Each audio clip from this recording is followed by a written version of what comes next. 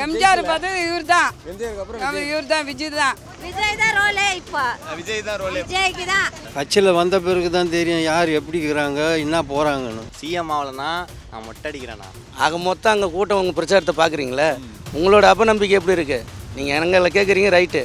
உங்களுக்கு எப்படி இருக்குது? வரும்னு தோணுதா? அப்போ அதுதான் நடக்கும். எல்லாம் ஏசி ரூமில் 5 ஸ்டாரில் இது பண்ணிட்டு இப்படி போகிறாங்க. அவர் அப்படி இல்லை. விஜய் அவர்கள் இந்த சுற்றுப்பயணம் போகும்போது நிறைய விதிமுறைகள்லாம் போடுறாங்க, நிபந்தனைகள் போடுறாங்க.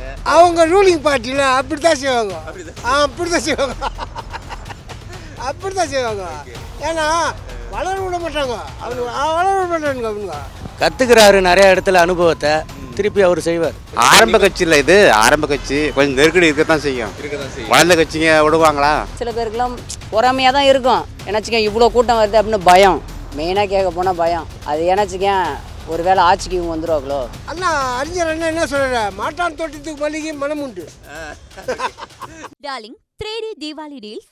நீங்கள் வாங்கும் ஒவ்வொரு பொருளுக்கும் 3 அற்புதமான தீபாவளி டீல்ஸ்.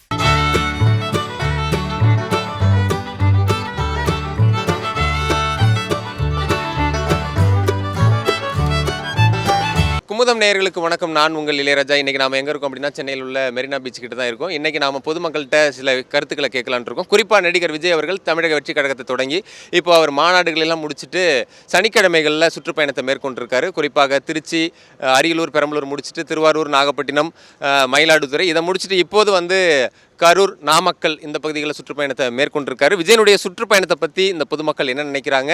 விஜயனுடைய சுற்றுப்பயணத்திற்கு அரசு வேண்டுமென்றே அதிக நெருக்கடிகளை தருவதாக நினைக்கிறார்களா?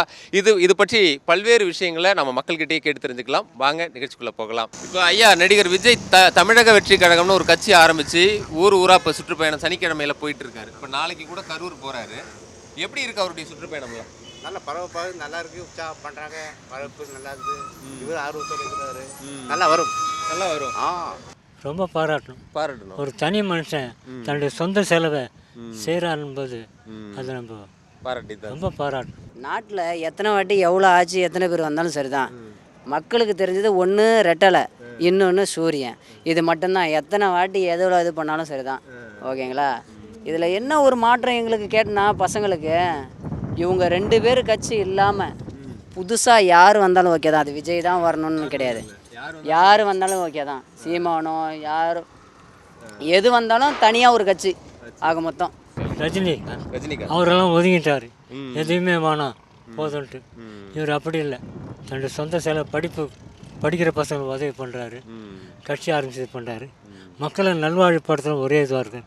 அவங்க தாய் தப்பம் பாராட்டி இது பண்ணுறாங்க. ஒரு நல்ல பொது நல தொழில். இது மாதிரி ஆளுங்க தான் வரணும் எதிர்காலத்தில். பழைய காங்கிரஸ் ஆட்சி மீண்டும் வரணும். தெருவில் நாய் தொல்லைகள் நீங்கணும். மக்கள் வசதியாக வாழணும். நடுராத்திரியில் கூட மக்கள் நடந்து போகிறதுக்கு கூட பாதுகாப்பு கொடுக்கணும். அந்த பாதுகாப்பு போலீஸுக்கு அந்த பவர் கொடுக்கணும். நிரபராதிகள் தண்டிக்கக்கூடாது. அதெல்லாம். ஆனால் எம்ஜிஆருக்கு பிறகு நிறைய நடிகர்கள் கட்சி ஆரம்பித்து ஆட்சியை பிடிக்க முடியல. விஜய் எம்ஜிஆர் மாதிரி ஆட்சியை பிடிச்சிருவாருன்னு நினைக்கிறீங்களா? வாய்ப்பு உண்டு. ஆமாங்க, கண்டிப்பாக. எதனால் அப்படி சொல்கிறீங்க? ஆனால் காலேஜ் ஸ்டூடெண்ட்ஸ் எல்லாம் அவருக்கு நிறைய சப்போர்ட் இருக்குது. ஓகே. இளைஞர்களாம் நிறைய சப்போர்ட் இருக்குது அவருக்கு. நீங்கள் நிறைய பிரச்சாரத்துக்கு அவர் போயிருப்பீங்களா? நீங்கள் போயிருக்கீங்களா? உங்களுக்கு எப்படி தோணுது? கூட்டம்லாம் நல்லா வருது. ஆனால் எலெக்ஷன் ஃபர்ஸ்ட் டைம் ஓட்டு போட்ட பிறகு ரிசல்ட் வந்தால் தான் தெரியும். ரிசல்ட் வேணால் நீங்கள் அப்படிலாம் யோசிக்கக்கூடாது. ஆக மொத்தம் அங்கே கூட்டம் உங்கள் பிரச்சாரத்தை பார்க்குறீங்களே, உங்களோட அப்பநம்பிக்கை எப்படி இருக்குது? நீங்கள் எங்களை கேட்குறீங்க, ரைட்டு. உங்களுக்கு எப்படி இருக்குது? வரும்னு தோணுதா? அப்போ அதுதான் நடக்கும். வந்தாக்கா நல்லது. அவர் தியாகம் பண்ணி வர்றார். அது ரொம்ப வாழ்த்தணும். நேரில் செஞ்சதை கட்டி பிடிச்சி வாழ்த்து. அது சொந்த செலவு மெனக்கெடு எல்லாம் ஏசி ரூமில் 5 ஸ்டாரில் இது பண்ணிட்டு இப்படி போகிறாங்க. அவர் அப்படி இல்லை. ரொம்ப சரி. நான் நேரில் செஞ்சால் பாராட்டி இருக்கணும். அவர் நீண்ட ஆயுளை கொடுக்கணும். நிறைய செல்வத்தை கொடுக்கணும். மக்கள் சேவையை அவர் பயன்படுத்திக்கணும். வாழ்த்துக்கள். எம்ஜிஆர் பார்த்து இவர் தான். எம்ஜிஆருக்கு அப்புறம் இவர் தான், விஜய் தான். எம்ஜிஆருக்கு அடுத்து சொல்லணும்னா விஜய். அவ்வளோதான். ஒப்பனா அவ்வளோதான். அதே போல் விஜய் அவர்கள் இந்த சுற்றுப்பயணம் போகும்போது நிறைய விதிமுறைகள்லாம் போடுறாங்க, நிபந்தனைகள் போடுறாங்க. அது வேணும்னே திமுக பண்ணுதா? அவங்க ரூலிங் பார்ட்டியில் அப்படி தான் செய்வாங்க. அப்படி தான் செய்வாங்க. ஏன்னா வளர விட மாட்டாங்க. அவங்க வளர விட மாட்டாங்க. அவங்க கற்றுக்கிறாரு நிறைய இடத்துல அனுபவத்தை, திருப்பி அவர் செய்வார். கண்டிப்பாக அவர் என்ன பண்ணுறாங்களோ அதுக்கு ஆப்போசிட்டாக செய்வார். அவர் ஆட்சிக்கு வந்து அவர் அவர் பண்ணி கண்டிப்பாக பண்ணுவார். ஆரம்ப கட்சி இல்லை இது, ஆரம்ப கட்சி கொஞ்சம் நெருக்கடி இருக்கத்தான் செய்யும். வளர்ந்த கட்சிங்க விடுவாங்களா, அவங்க கொஞ்சம் அவங்களுக்கு பாதிப்பு ஒன்று யோசிப்பாங்க. சரியா, அதனால் இவர் விடாமுயற்சியோடு வரணும், வந்து மக்களுக்கு நல்லது செய்யணும். எப்படி ஒரு எம்ஜிஆர் மாதிரி ஆட்சியை பிடிச்சிருவாரா? நம்பிக்கை இருக்குது, பிடிக்கணும், பிடிக்க வைப்பாங்க மக்கள். எதிர்கட்சிகள் எதிர்க்கிறாங்க, எங்கே வளர்ந்தவங்க தான் அது பண்ணுறாங்க. இந்த ஆட்சி நீங்கி அவங்க வரணும். இல்லை இது கஜானாவே காலி வந்தாருன்னா அவர் சொந்த செலவு தான் பண்ணணும். இல்லை இதை சட்டப்படி அவருக்கு வந்து பண்ணுறாங்களா, இல்லை வேணும்னே திமுக அரசு வந்து நெருக்கடி கொடுக்குதா? வேணும்னே பண்ணணும், வேணும்னு தான் பண்ணுறாங்க. எதிர்கட்சி வளரக்கூடாது, பலமான எதிர்கட்சி வளரக்கூடாது. வேணும்னே விஜய்க்கு நெருக்கடி கொடுக்குறாங்களா? அதான் சும்மா யாருமே அந்த மாதிரி இல்லை. அவர் தான் வருவார். மக்கள் நிறைய இது ஜனத்தை இது அதுக்காக அவர் வருவார். மக்கள் இதுவரையும் ரசிகரில் வந்து பார்த்தோன்னா எல்லாருமே நீங்கள் மோஸ்ட்லி பார்த்துருப்பீங்க, வெளில வந்துட்டாவே ஒரு ஆக்டர் வந்துட்டாவே அங்கே கூட்டம் எப்படி இருக்குன்னு. அதுவே இப்போ அவர் அரசியலில் வந்துட்டார், வந்ததுனால இப்போ என்னன்னா மக்கள் வந்து எல்லா கட்சி பசங்களும் போவாங்க, போயிட்டு அவரை பார்க்கணுன்னே போவாங்க. ஆளுங்க கூட்டம் கூடுதோ எதுக்குன்னு கட்சி மீட்டிங்கோசரம் கூடுதோ இல்லையோ அவர் பார்க்குறதுக்குனே போவாங்க. அதை பார்த்துட்டு சில பேருக்கெல்லாம் பொறாமையாக தான் இருக்கும், ஏன்னாச்சுக்க இவ்வளோ கூட்டம் வருது அப்படின்னு பயம். மெயினாக கேட்க போனால் பயம். அது ஏன்னாச்சுக்கேன் ஒரு வேளை ஆட்சிக்கு இவங்க வந்துடுவாங்களோ அப்படின்ற தடையை இப்பயே விதிச்சாதான் அவங்க ஆட்சியில் இருக்கக்குள்ளே விதிச்சா மட்டும்தான் இது முடியும். அதே மாதிரியே ஒருத்தன் போய் பிரச்சாரம் பண்ணுறான் அப்படின்னு சொல்லிட்டு எல்லாருமே யோசிக்கக்குள்ள அவன் எவ்வளோ தடைகளை தாண்டி இந்த பிரச்சாரம் பண்ணுறான். அவன் மக்களுக்கு ஏதாச்சும் செய்யணும்னு நினைக்கிறாரு, அவர் வந்தால் தானே அதை செய்வார், வரலன்னா இப்படி அவருடைய சொந்த செலவில் செய்ய முடியுமா? இப்போ முடிஞ்ச அளவுக்கு இப்போ வந்து பார்த்தோன்னா ஒரு 5000மோ 10,000மோ இல்லை ஒரு 1000 ரூபாயோ இதுதான் கொடுக்க முடியும் அவரால் முடிஞ்சது. அதுக்குன்னு அவருடைய இன்கம் வந்து மொத்தமும் நான் மக்களுக்கு செலவு பண்ண மாட்டேன்னு கிடையாது இல்லையா? அதுதான் ஒரு ரீசன், வேறு எதுவுமே கிடையாது இதில். இல்லை நிறைய விதிக்கிறது ஆட்டோமேட்டிக்காக வரது தான், அதை தாண்டி வரணும். பவர் கட்லாம் பண்ணுறாங்க. ஆமாம் எல்லாமே பண்ணுவாங்க, அதை தாண்டி தான் நம்ம வந்து வர முடியும். அது எல்லாரும் பண்ணுறது தானே பண்ணாங்க, விஜயகாந்த் கூட தான் பண்ணாங்க. அதெல்லாம் யாரும் இப்போ இது பண்ணிக்க மாட்டாங்க, ஏன்னா அவருக்கு நடந்துச்சு, இவருக்கு நடக்காதுன்னு நினைக்கிறேன். இவர் பேசுகிற பேச்சு எப்படி இருக்கும்படியாக இருக்கா, மக்களை இருக்கும்படியாக இருக்கா? அதால் தான் அவ்வளோ பேர் கூட்டம்லாம் வந்துருக்காங்க. அதால் நிற்கணும். எப்படி நீங்கள் வந்தால் விஜய்க்கு சப்போர்ட் பண்ணுவீங்களா இந்த தேர்தலில்? அண்ணா அறிஞர் அண்ணா என்ன சொல்கிற, மாட்டான் தோட்டத்துக்கு மல்லிகை மனம் உண்டு. நீங்கள் திமுகவா அண்ணா திமுகவா? நீங்கள் அதுதான் சொல்ல, மாட்டான் தோட்டத்துக்கு மல்லிகை மனம் உண்டுன்னு சொல்கிறீங்களா, இதில் நீங்கள் புரிஞ்சுக்கலாம். ஓகே ஓகேண்ணே. கட்சியில் வந்த பிறகு தான் தெரியும் யார் எப்படி இருக்கிறாங்க, என்ன போகிறாங்கன்னு.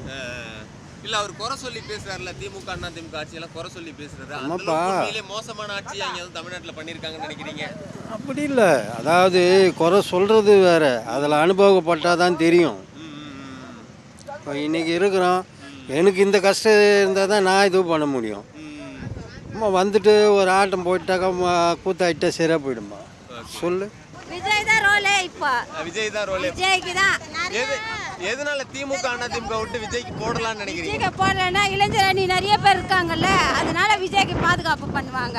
இப்போ நிறைய கூட்டம் வருது அவரை பார்க்கறதுக்கு, அதெல்லாம் ஓட்ட மாறும்னு நினைக்கிறீங்களா? மாறுமே, பசங்களே போடுவாங்க. ஆமா, இளைஞர் அணியே போடுவாங்க. எதனால விஜய் நல்லது பண்ணுவாருன்னு எதை வச்சு நம்புறீங்க? எங்க ஒரு மனசாட்சிக்கு தெரியுது.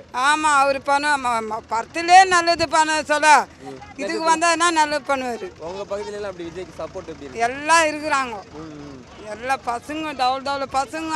சரி, 20 வயசு பசங்க அது அவருக்கு தான் போடுவாங்க. நீங்களும் விஜய்க்கு தான்? ஆமா, விஜய் தான். எம்ஜிஆர் அடுத்தது அவர் தான். ஓகே. ஆனா இங்க அண்ணா திமுக திமுகன்னு 2 பெரிய கட்சி இருக்குல்ல, அவங்கள மீறி இவர் வந்து ஆட்சியை பிடிக்கிறது சாத்தியமா? அண்ணா திமுகலாம் போயிடுச்சுங்க, உடஞ்சி போச்சு. திமுக கொஞ்சம் பெரிய கட்சியாக இருக்கு இப்போ. அதுக்கு பிறகு இவர் வராரு. இவர் தேர்தலில் வெற்றி பெற்றால் வாய்ப்பு உண்டு. இவர் விஜய் இப்போ பிரச்சாரம் பண்ணுறதுலாம் எப்படி இருக்கு? ஒரு சினிமாக்காரராக ஓகே, இப்போ அரசியல்வாதி எப்படி பேசுறாரு, நல்லா இருக்கா? அதெல்லாம் வந்து ட்ரைனிங். இன்னும் வந்து பார்த்தோன்னா அவர் இப்போ எல்லாருமே டேப் கொடுப்போம். இப்போ வேலைக்கு எப்பயுமே ஒரு இதுக்கு பண்ணுறாங்கன்னா அதை பண்ண மாட்டாங்க, புரியுதுங்களா? ஃபஸ்ட்டு இப்போ தான் ஸ்டார்டிங்கில் அவர் வந்திருக்காரு, இன்னும் கொஞ்சம் போக தான் அவருக்கு எல்லாமே தெரியும். அதே மாதிரி மக்களுக்கு ஃபஸ்ட்டு எல்லாம் அதை செய்கிறாங்க இதை செய்கிறாங்கன்னு தான் சொல்கிறாங்க. எத்தனை பேர் வந்து சொன்னாலும் சரி தான், சொன்ன வாக்கை யாருமே காப்பாற்றுறது கிடையாது. அதுக்கு பேர் தான் அரசியலும். அதை தெரிஞ்சுக்கிட்டு நான் அதை பண்ணேன் இதை பண்ணேன்னா ஒரு ஊரில் போயிட்டு நின்றுக்கிட்டு இங்கே வந்து மூட்டைக்கு 5 ரூபா வாங்குறாங்க, 10 ரூபா வாங்கியிருப்பாங்க. அந்த நியூஸை கேள்விப்பட்டிருப்பீங்க. 40 ரூபா 40 ரூபா வாங்குறாங்கண்ணே. இப்போ நீங்கள் சொல்லிட்டீங்க, இதை அப்படியே அதை கேட்டுட்டு இல்லை ஸ்டாலினோ யாரோ முடிவெடுத்து அதை அப்படியே தடுத்துருவாங்களா?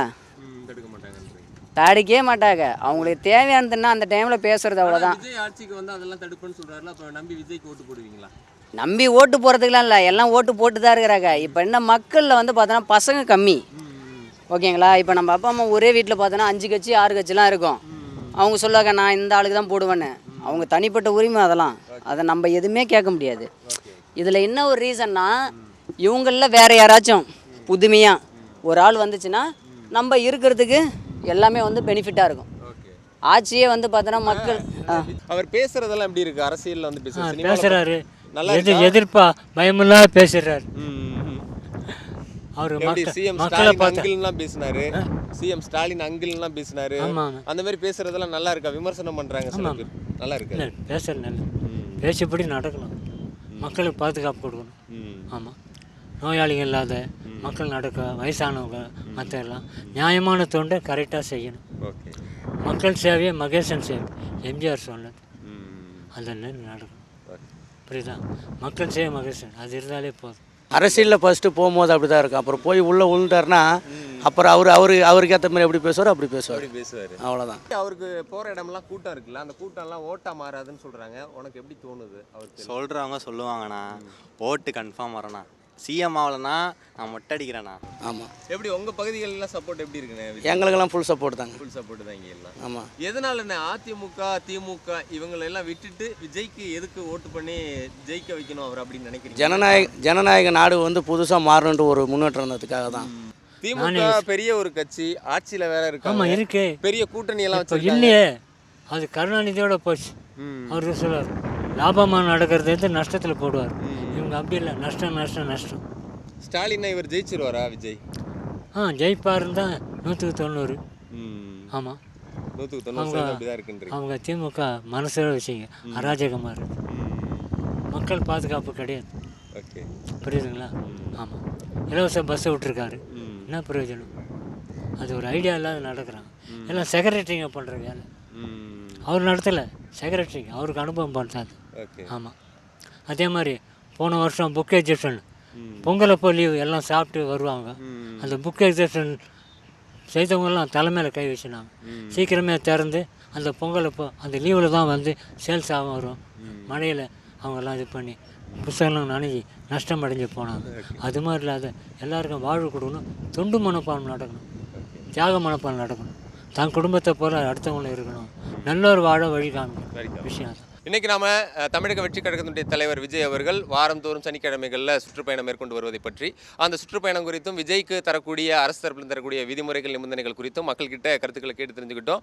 பொதுவாக விஜய் அவர்களுக்கு வந்து அரசியல் ரீதியாக பொதுமக்கள்கிட்ட குறிப்பாக பெண்களிடமும் இளைஞர்களிடமும் வரவேற்பு இருக்கிறத பார்க்க முடிஞ்சது.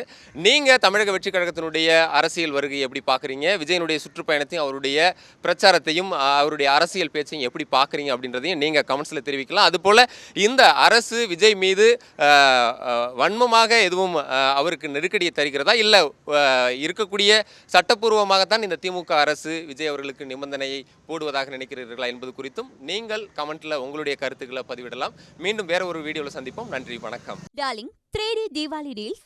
நீங்கள் வாங்கும் ஒவ்வொரு பொருளுக்கும் 3 அற்புதமான தீபாவளி டீல்ஸ்.